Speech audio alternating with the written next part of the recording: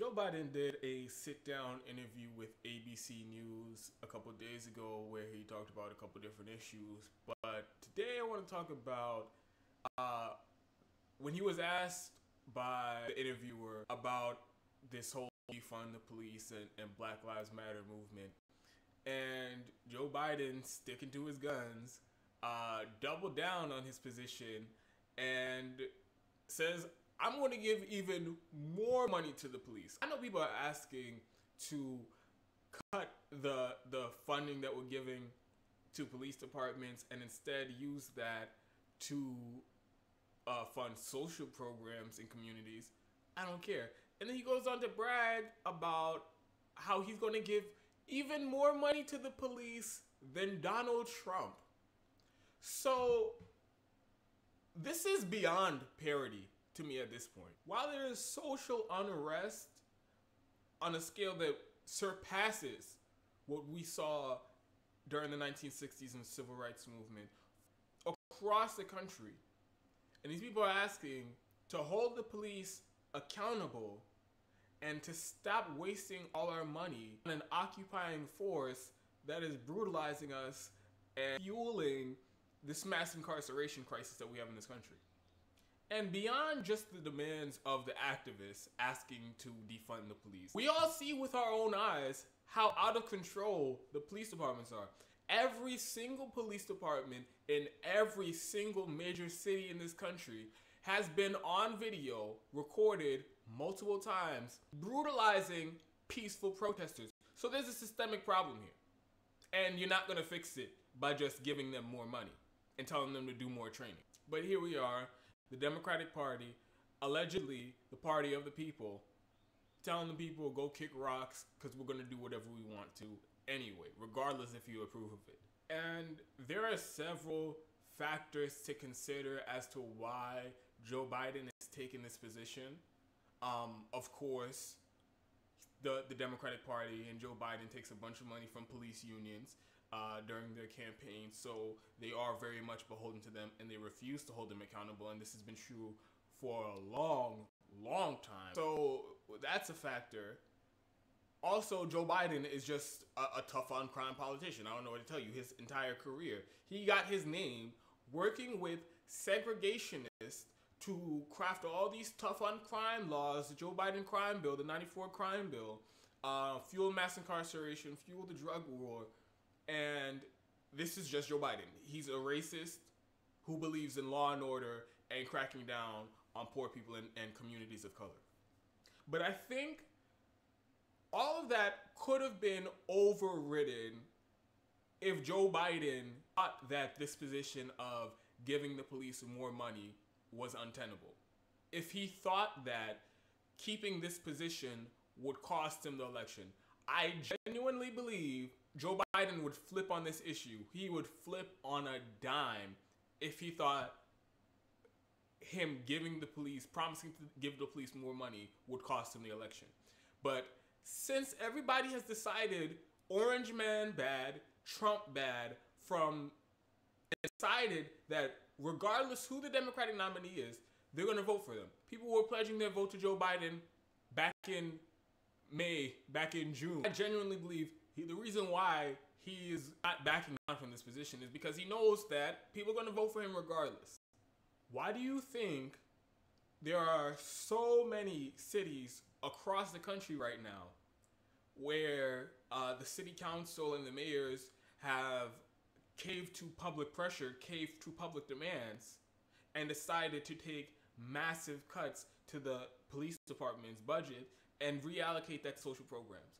Why do you think they're doing that? It's because they're afraid if they don't, these protests are going to continue. These activists are going to continue this movement.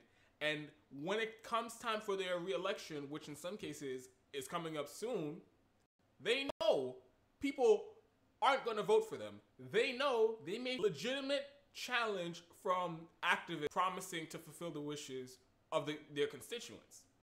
So because of that, almost purely actually entirely for political convenience and their own political self-interest, they decided, okay, now we're going to fund social programs instead of the police. That's what happens when you withhold your support from a politician until they do what you want, until they meet your demands. But like I said, with this general election, Joe Biden doesn't feel that pressure. He does not feel that pressure. And I think this issue of defunding the police is one of the best examples, because like I said, I don't think police union money is going to override Joe Biden wanting to get this reelected. I don't think Joe Biden's personally held tough on crime beliefs and I'm siding with the cops no matter what belief will override his own political ambitions. And I don't think that's going to be the hill he dies on.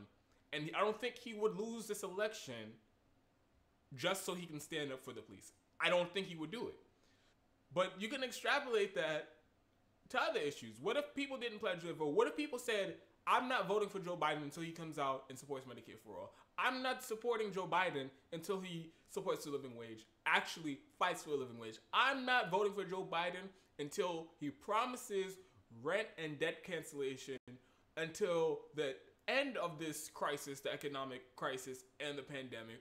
I'm not voting for Joe Biden unless he convinces me that he's going to do UBI and he's going to actually do something about this gross and historic wealth inequality that we're seeing in this country right now. I'm not voting for Joe Biden unless he does something for me. Imagine if everybody in this country had that position. We would have this conversation about this election would be a lot different. But since that's not the conversation we're having, since the way they frame this entire thing from the beginning is, you have to vote for Joe Biden. Trump bad, Trump bad, Trump bad, Trump scary. Trump's the worst thing that ever happened. You have to vote for Joe Biden, regardless of what Joe Biden's promising to do. And a lot of people have bought into this and said, you know what, Trump's so bad. I don't care what Joe Biden does. Let's just get Trump out.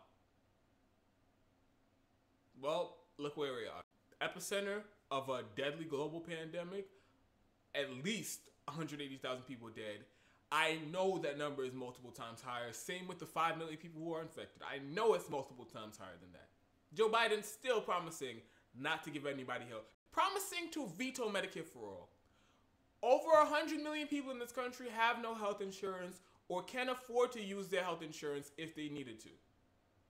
Joe Biden's still promising to veto Medicare for all because he knows you're going to vote for him anyway. You have no choice. You know, people are making a whole big deal about, our democracy's under attack. There's Trump and this post office situation is a threat to our democracy. People aren't going to, everybody's vote isn't going to be counted.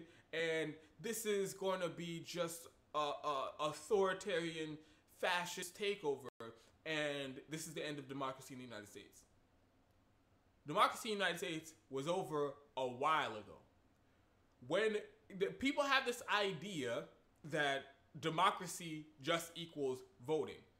That is not the case. That is not true. That's nowhere near true.